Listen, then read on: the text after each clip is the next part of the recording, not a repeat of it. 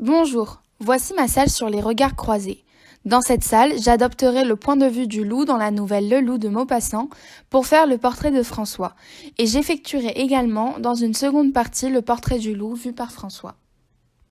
Voici le portrait de François vu par le loup.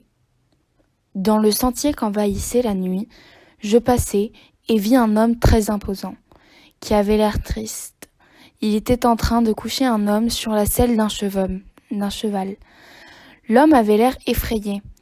Il y avait une ambiance lourde, on ne voyait presque rien à cause du brouillard. C'était bien un homme, mais je pouvais flairer comme une présence animale en lui. Quand il vit ma présence, il se mit à s'agiter et il piqua son cheval. Il me poursuivit avec une soif de vengeance. Il ne voyait que moi, j'étais son objectif, le meurtre qu'il devait accomplir. Il avait beau se faire arracher les cheveux par les ronces et avoir le front qui battait les troncs énormes, il poursuivait sa chasse. Nous sommes sortis de cette forêt et nous sommes retrouvés face à face dans un vallon pierreux sans issue possible. Il poussa un hurlement de joie que les échos répétèrent comme un roulement de tonnerre. On aurait dit le diable. Il se jeta sur moi tel une bête sauvage. On pouvait ressentir sa soif de sang et de vengeance.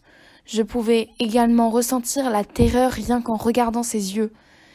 J'essayais de le mordre, mais il me saisit par le cou comme une bête féroce, sans armes ni rien.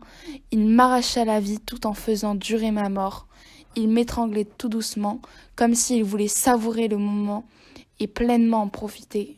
Jusqu'au bout, il resta focalisé sur son objectif et me tua.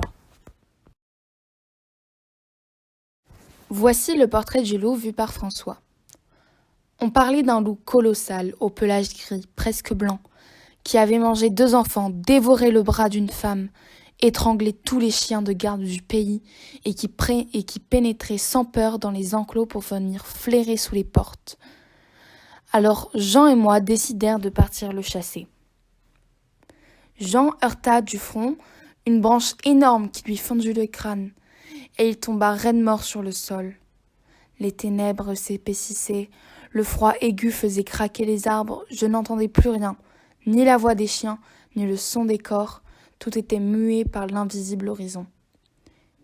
Et brusquement, tandis que je couchais Jean sur la selle, dans le sentier qu'envahissait la nuit, une grande forme passa. Je vis la bête. D'une rage désordonnée, je piqua mon cheval et me mis à traquer le loup. Je continuais sans savoir où j'allais à poursuivre cette bête, qui sans aucun doute avait la même description que dans la rumeur.